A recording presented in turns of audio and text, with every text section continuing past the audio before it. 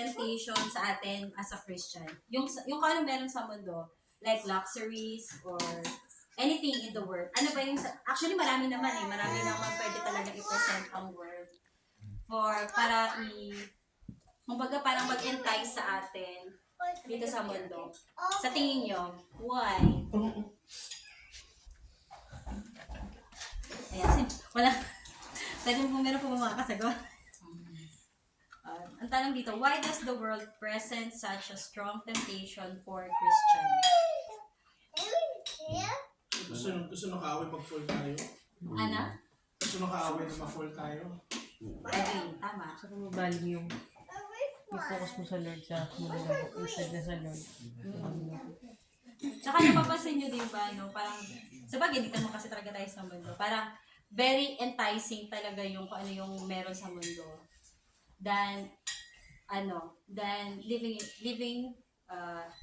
with the word of, living with God. Kapag walking with God. And it's really true.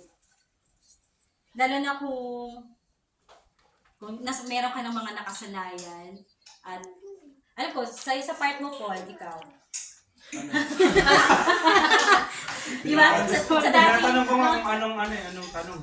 Yeah. Sabi dito, why does the world present such a strong temptation for Christian? Yung mundo. Ikaw kasi pinanggalingan mo yan eh. Alam ko nahirapan. Parang ako lang nang galing. Hindi naman. Pero kasi ikaw may karanasan. Obvious daw kasi sa'yo. Tingin ko,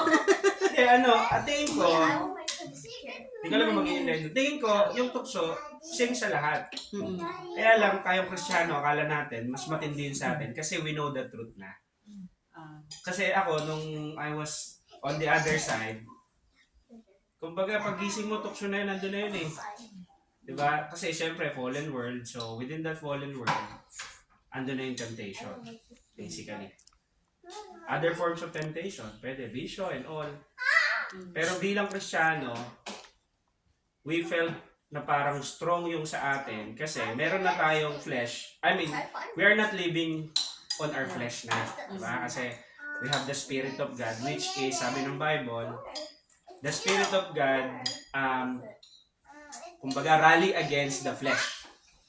Diba? So, I think yun yung reason kung bakit parang feeling natin, or parang, ako pala, personally, tingin ko na mas malaki yung challenge sa Christian kasi We know the truth. we know the truth. Pero, mas malaki din ang chance nating maging victorious kasi unlike unbeliever, we have Jesus.